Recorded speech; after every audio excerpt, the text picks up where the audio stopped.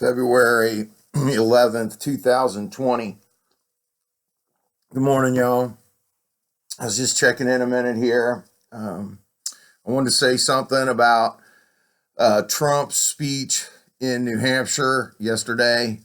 It was reported that not that many people showed up. I guess it turned out there were thousands of people outside who couldn't get in because there wasn't enough room and other problems. And one more time, as he's campaigning now for president, and Joe Biden finally found his aviator sunglasses, so hopefully that'll save him.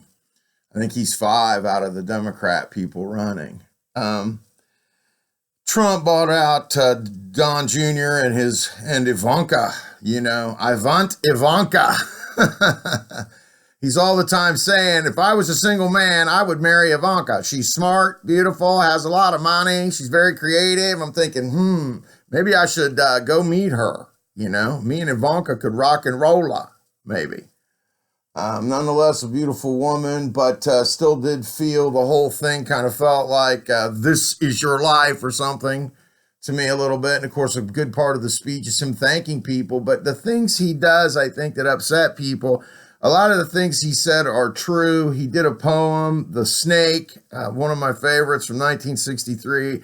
I got a post above this thing I did with his speech doing The Snake on my webpage right now on Facebook. But anyway, the reality is the statistics are great. Less poverty across different races, black, white, Asian, Hispanic, etc., which is good. But the thing that I think upsets people about him more than anything else is that even though it's getting better and improving, there are still tons of people severely impoverished.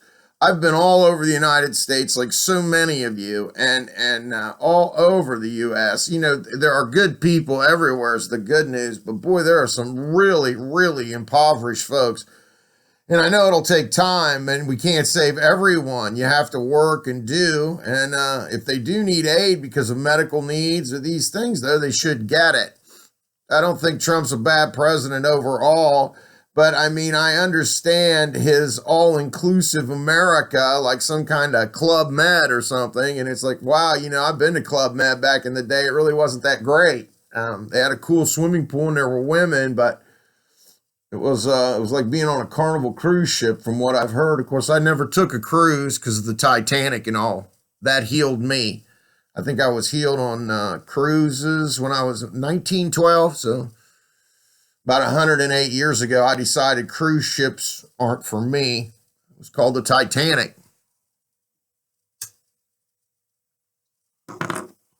Strange what being a good reader will do to you. Might heal you.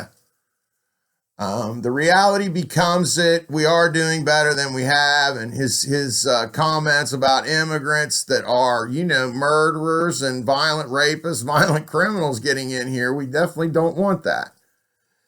But nonetheless, there is a lot of misery, pain. Of course, my job as a philosopher is to talk about life, hugely, and death significantly, because it is significant. Even though we know personal self-consciousness survives death, no one knows exactly what that means.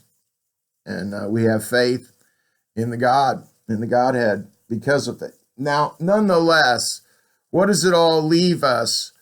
Well, Trump's probably going to get reelected, and there is no one else. And then what's going to happen in 4 years? And I think the biggest thing here is that, the new budget coming in, we won't even know if what they're doing today will help us till 2035. So, that's 15 years from now where we will see, those of us still standing, will see whether this works or not. With this sort of repercussion on government, it kind of worries me a little bit, not for who's president or any of them could be president under this scenario, that, when you push a budget out to where you can't balance it for 15 years and stuff, and I know that may be the only way. And that's really a short time when it's in the trillions. But, it begs the question, now, what are you doing right now? And you got to ask, with all the things going on, it's hard to trust people. and especially politicians. And the media is making it harder to trust for everyone, no matter which side you're on. You know, as Bertrand Russell said, we must approach life with love and charity and with facts, based on facts, what we know for sure, and not believe what we wish was in our head. And hatred is not the way. Hatred is foolish.